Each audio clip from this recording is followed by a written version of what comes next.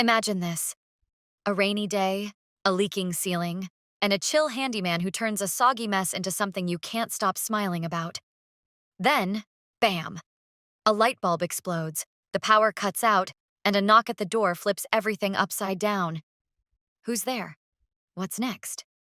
Stick around, because this story's got twists that'll hook you till the very last second. Hey, before we jump into this tale, drop a comment with where you're tuning in from and hit that subscribe button. Ready? Let's roll! I'm Lynn, 32, and I swear I thought that morning in my little suburban Seattle apartment was going to be just another rainy day. I woke up to this weird tapping sound, like someone was drumming on my window. I rolled out of bed, rubbed my eyes, and peeked outside. Nope, just rain hitting the sill.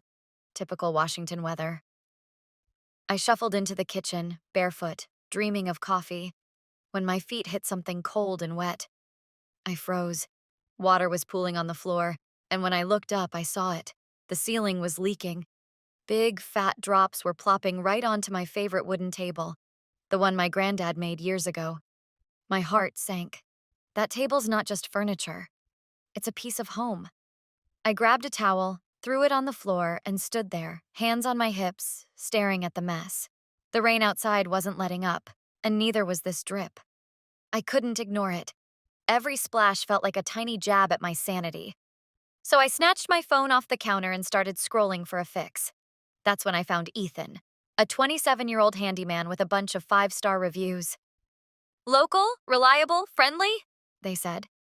Good enough for me. I booked him online, and the site promised he'd be here in a couple hours. I paced around, listening to the drip, drip, drip, wondering how a day that hadn't even started could already go so wrong. The doorbell buzzed right on time, cutting through the quiet like a lifeline. I opened the door, and there he was. Ethan, all 6 feet of him, with a toolbox in one hand and a grin that said he'd seen worse than my soggy kitchen. Hey, I'm Ethan. Where's the trouble? He asked, his voice steady and warm, like he was here to fix more than just a leak. I couldn't help but smile back, even with my nerves all jangled. Hi, come on in. It's right here, I said, stepping aside to let him through. He followed me to the kitchen, his boots squeaking faintly on the wet floor. I pointed at the ceiling, where a dark stain was spreading like a bad omen. That's the culprit, I said, folding my arms. Ethan set his toolbox down with a thud and crouched to get a better look. I hovered nearby, watching him squint up at the damage. He ran a hand through his sandy hair, then glanced at me. Looks like the rain found a weak spot. I can patch it up, but it might take a bit. That cool with you? I nodded fast. Too fast, probably. Yeah, totally. Whatever it takes.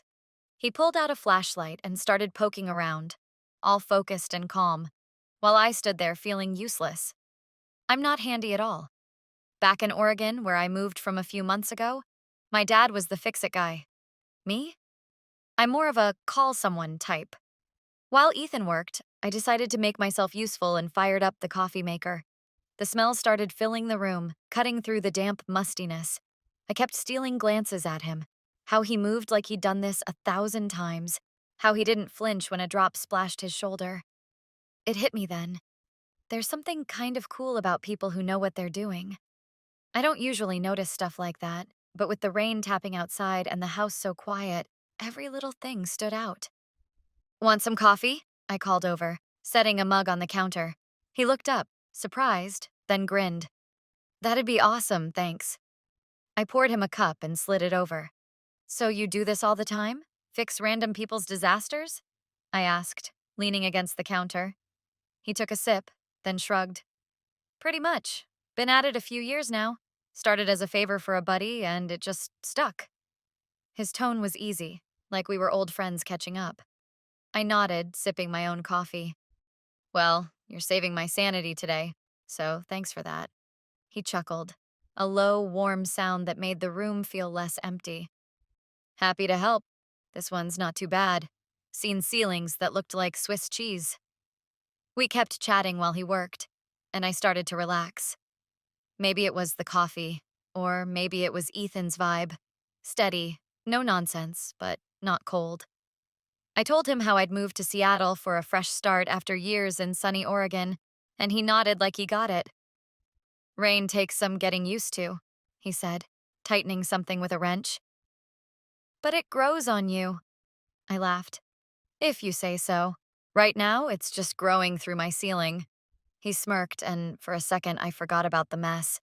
About an hour in, he stood up, brushing his hands on his jeans. Okay, I've got the worst of it sealed. Should hold for now, but I'll need to come back tomorrow to double check. Rain's a tricky beast. I blinked. Tomorrow? I hadn't expected that, but I wasn't mad about it either. Oh, sure, that works, I said, trying to sound casual. Thanks, Ethan. Seriously. He packed up his tools, gave me a nod, and headed out with a, "See you soon." I watched him go, standing by the door as his truck pulled away. The drip was gone, but the house still felt different, like it wasn't just mine anymore. That moment stuck with me. It wasn't just about the leak. It was about how a stranger could walk in and make a bad day better. No strings attached. I thought about that while I wiped down the table, wondering why it felt so big. Maybe because I'd been on my own here, figuring stuff out solo, and Ethan's help was a reminder that people still show up when you need them. It's funny how a little thing like a leaky ceiling can make you see that. But as I locked the door, I couldn't shake this feeling that the story wasn't over yet. And I was right. So Ethan had just left after patching up my leaky ceiling, and I was still buzzing from how easy he made it all feel. The next morning, I woke up to a quieter house. No dripping, just the soft patter of rain outside my Seattle apartment. I padded into the kitchen, flipped on the lights, and checked the ceiling. It looked solid, but when I ran a finger along the edge, a tiny drop of water smeared across my hand. Really? I sighed, grabbed my phone, and dialed Ethan before I could overthink it. Hey, it's Lynn, I said when he picked up. Think there's still a little leak. Any chance you could swing by again? His voice came through, calm as ever. No problem. I'll be there in an hour. I hung up and started tidying up. Not because the place was a mess, but because I needed something to do. The doorbell rang right on cue, and there was Ethan, toolbox in hand, same chill grin on his face. Back so soon? I joked, stepping aside to let him in. He smirked. Can't leave you with a soggy kitchen, can I? I laughed and pointed him toward the crime scene. He dropped to a crouch, inspecting the ceiling like a detective, while I wandered over to the window and started watering my plants. The rain had eased up outside, and the room felt brighter. Maybe it was just him being there. While he worked, I figured I'd break the silence. So, how'd you end up fixing stuff for a living? I asked, tipping the watering can over my pothos. He didn't look up, just kept tinkering as he answered. Used to sit behind a desk, pushing papers. Hated it. 3 years ago, I ditched it to work with my hands. Best call I ever made. I nodded, impressed. That's gutsy. I moved here from Oregon a few months back, chasing a fresh start, but I'm still figuring it out. He glanced over, wiping his hands on a rag. Rain's a shock coming from there, huh? I grinned. Yeah, it's like the sky's out to get me. We kept talking, and it flowed so naturally I almost forgot he was on the clock. He told me how he'd started fixing things as a side gig, then turned it into his own business. I like solving problems, he said, tightening something with a screwdriver. Makes me feel useful. I leaned against the counter, watching him. Well, you're definitely useful today. I'd be lost without you. He chuckled, and I caught myself smiling wider than I meant to. There was something about his vibe. Steady, real, no fake stuff. I hadn't had a convo like that in forever, not since I'd moved here and started keeping to myself. The leak was trickier than he'd thought, though. After an hour, he stood up, stretching his arms. Okay, it's still seeping a bit. I'll need to seal it better tomorrow if that's cool. I blinked, surprised but not annoyed. Oh yeah, totally fine, whatever it takes. He nodded, grabbing his tools. I'll swing by same time. Don't let it stress you out. It's an easy fix. I walked him to the door, and as he stepped out, I called after him. Thanks, Ethan. You're a lifesaver. He waved over his shoulder. Anytime, Lynn. After he left, I stood there, door still open, letting the cool air hit my face. The house felt different again, less lonely, like his voice was still bouncing around the walls. I grabbed a cloth and wiped down the counter, replaying our chat in my head. It wasn't just about the ceiling anymore. I'd been cooped up here, adjusting to this rainy city, and talking to Ethan felt like cracking a window open.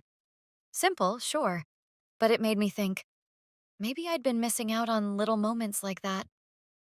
Back in Oregon, I had friends, routines. Here, I'd been flying solo, and not always by choice. I poured myself some water and sat at my granddad's table, staring at the ceiling. Ethan's story stuck with me, quitting a desk job to chase something real. It made me wonder what I was chasing. I'd moved for a fresh start, yeah, but what did that even mean? More than a new zip code, that's for sure. I sipped my drink, letting the thought settle. Ethan didn't just fix leaks. He had this quiet way of making you feel seen, like your problems mattered. And me? I'd been so caught up in settling in, I hadn't noticed how much I missed that. The rain picked up again outside, tapping the windows like it was trying to get in. I smiled to myself, thinking about how Ethan didn't flinch at it. He'd be back tomorrow, and I wasn't mad about it. Maybe it was weird to look forward to a handyman visit. But it wasn't just about the ceiling anymore. It was about that spark of connection. I'd always thought kindness was big gestures, loud stuff. But this was quiet, steady, and way more real. It hit me then. Sometimes the smallest fixes, leaks or otherwise, teach you the biggest things. And I couldn't wait to see what tomorrow's chat would bring. The next morning rolled in, and the rain had finally chilled out, leaving Seattle with that crisp, clean smell I was starting to like. I was still riding the high from Ethan's visit yesterday. Our chat had left me feeling lighter, like I wasn't just a stranger in this city anymore. The doorbell buzzed, and I opened it to find Ethan standing there, toolbox in hand, same easy grin on his face. "Round 3, huh?" I said, stepping back to let him in. He laughed. "Let's make it the last one. No more leaky surprises." I pointed him to the kitchen, and he got right to work, crouching under the ceiling like it was a puzzle he was born to solve. I grabbed the kettle and filled it up. "Tea this time?" I asked, holding up a mug. He glanced over, nodding. "Sounds perfect, thanks." While he tinkered, I leaned against the counter, watching him seal up the last of that stubborn leak. The room was quiet except for the clink of his tools and the kettle humming. I decided to pick up where we'd left off. "So you ever think about doing more than fixing leaks? Like your own shop or something?" He paused, wiping his hands on his jeans. "Yeah, that's the dream. A little repair place. Nothing fancy, just mine. What about you? Any big plans?" I poured the tea and handed him a mug, thinking it over. "I've always wanted to write a book. Something about the little stuff that makes life good. You know, moments like this." He took a sip, raising an eyebrow. "That's cool, you should do it. People love stories that feel real." I smiled, stirring my tea. "Maybe I will. Just need more days worth writing about." He grinned. "Well, I'm happy to keep your ceiling interesting." We both laughed, and it hit me how easy this was. Like we'd been buddies forever, not just a handyman and a gal with a soggy kitchen. The convo flowed, and we started swapping thoughts on random stuff, like how home repairs always sneak up on you. "Folks don't notice a good roof till it's pouring inside," he said, tightening something with a wrench. I nodded. "Totally. It's like you only see what matters when it breaks." He looked at me, eyes sharp. "That's deep. You've got a writer's brain, Lynn." I blushed a little, waving it off. "Nah, just too much time thinking lately." But inside, I was buzzing. He got it, and that felt good. Then, bam! A loud pop snapped us out of it. The kitchen light bulb exploded, sending tiny glass bits skittering across the floor. I yelped, jumping back, and Ethan dropped his wrench, spinning around. "What the?" he said. Then we locked eyes and burst out laughing. My heart was pounding, but the shock turned into giggles fast. "Okay, this place is testing me today," I said, grabbing a broom. He shook his head, still chuckling. "Guess I'm on bulb duty now? Got a spare?" I pointed to a drawer. "Yeah, over there. You're earning your hero stripes today." He fished out a new bulb and climbed onto a chair, swapping it out like it was no big deal. I swept up the mess, still grinning. "You're way too calm about this," I said. He shrugged, screwing the bulb in. "Seen worse. One time a guy's whole chandelier crashed mid-job. This? This is a breeze." The light flickered on, bright and steady, and he hopped down. "There. Now you've got a leak-free, lit-up kitchen." I clapped my hands. "You're a legend, Ethan. I owe you big time." He waved it off. "Just doing my job." He finished up the ceiling, double-checking everything, then stood back with a satisfied nod. "All set, no more surprises. Well, unless your toaster decides to rebel next." I laughed. "Don't jinx me." As he packed up, I noticed he'd left a little note on the counter. "If anything else breaks, call me," with his number scribbled below. My stomach did a tiny flip, not because of the note, but because of how he'd turned a messy day into something fun. "Thanks, Ethan. For real," I said, walking him to the door. He turned, tipping his head. "Anytime, Lynn. Catch you later." After he left, I stood there, broom still in hand, staring at that note. The bulb popping was wild, sure, but it was more than that. It was how we'd laughed it off together, how he'd jumped in without missing a beat. I'd moved here feeling like a fish out of water, but today felt like I belonged a little more. I thought about what he'd said, writing about real moments. Maybe this was one.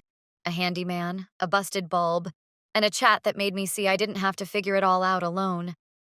I tossed the glass shards in the trash and sat at the table, sipping my tea. Ethan's dream about a shop stuck with me.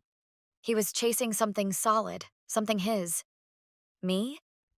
I'd been drifting, but talking to him made me want to grab onto something too, like that book idea. It wasn't just about the fix. It was about the spark. And that note? It wasn't a promise, just a possibility. One I didn't mind keeping close. Ethan had just left after fixing my ceiling and that wild bulb explosion, and I couldn't stop grinning about it all. That evening, I plopped down by the window in my Seattle apartment, cradling a mug of tea. The city lights twinkled outside, wet streets glowing under them, and for once, the quiet didn't feel heavy. I kept thinking about how a random repair turned into something that actually mattered. The leak was gone, the light was back, and Ethan's note, "If anything else breaks, call me," was still sitting on the counter, staring at me like a dare. I took a sip of tea, letting the warmth settle in. Today wasn't just about a fix. It was about that easy back and forth with Ethan, the way he made a busted bulb feel like a win. I'd moved here from Oregon months ago, chasing a reset, but I'd been coasting, keeping my head down.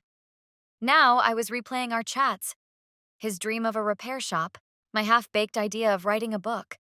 It got me thinking, maybe I'd been waiting for permission to start something real. Ethan didn't wait, he just went for it. Why couldn't I? The rain had stopped, and the night was clear, stars poking through the clouds. I glanced at my granddad's table, the one that started this whole mess with the leak. It had been through a lot, scratches, spills, and now a ceiling drip, but it was still standing. Kind of like me, I guess. I smiled to myself, feeling a little cheesy but not caring. Ethan's vibe stuck with me. Steady, kind, no big show. It wasn't some Hollywood moment, it was better. Real. And it made me wonder, how many little wins had I missed because I was too busy hiding out? My phone buzzed on the table, snapping me out of it. I picked it up, expecting a spam text about car warranties. But it was Ethan. "Ceiling still holding? Ready for round 3 if not?" I laughed out loud, the sound bouncing off the walls. My fingers hovered over the keys, and I typed back, "All good, but you're still the bulb hero. Thanks again." I hit send, heart doing a tiny jump.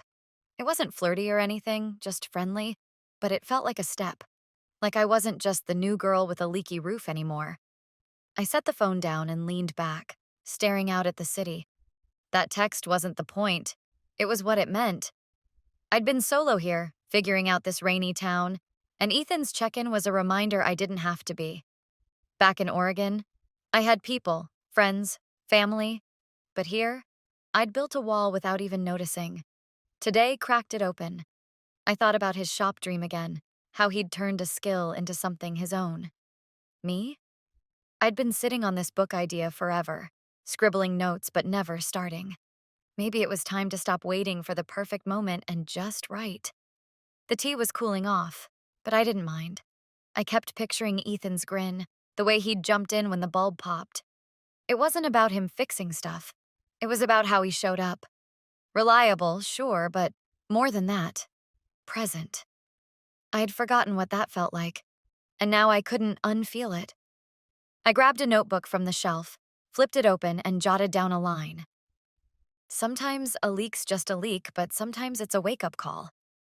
It was rough, but it was a start. I smirked. Maybe Ethan would end up in chapter 1. I stood up, stretched, and wandered to the kitchen. The ceiling looked perfect, the new bulb casting a warm glow. I ran my hand over the table, feeling its familiar grooves. This place was mine now, not just an apartment, but a spot where stuff was happening. Good stuff. I thought about texting Ethan again, maybe joking about the toaster next, but I held off. No rush. The note was there, and that was enough for now. Then my phone buzzed again. Another text from Ethan. Glad it's solid. Hit me up if you need a beta reader for that book. My jaw dropped. I hadn't told him I was starting it, had I? I racked my brain, replaying our chat. Nope, just the dream part. He'd guessed it. Or maybe he just knew me better than I thought after 2 days. I stared at the screen, a goofy grin spreading across my face. This guy was something else. I started typing a reply. You're hired, when the lights flickered. Not just the kitchen, all of them. A low hum rolled through the apartment, and then blackout. Total dark. My heart jumped, tea sloshing as I fumbled for my phone. The screen lit up, Ethan's text still glowing, but before I could hit send, a knock hit the door. Loud, sharp, urgent. I froze, pulse racing. No way he was back this fast. It had been 20 minutes. I crept to the peephole, breath shallow, and peeked out. A figure stood there, shadowed, holding something. My stomach flipped. Lynn? A voice called. Familiar, but not Ethan's. The power snapped back on, and I yanked the door open. It was my neighbor, old Mr. Carter, clutching a flashlight. You okay? Saw your lights go out, he huffed. I laughed, relief flooding me. But then my phone slipped and cracked on the floor. If you loved this, give it a thumbs up, subscribe, drop a comment, and pass it along to your buddies. This is an artistic and fictional creation intended for both entertainment and educational purposes. Any resemblance to actual people or events is purely coincidental. Some scenes and dialogues in the video are part of a dramatized performance and incorporate elements of grotesque, satire, and exaggeration. The creator stands against discrimination, violence, and hatred. This channel fully complies with YouTube's policies and does not infringe upon copyright laws.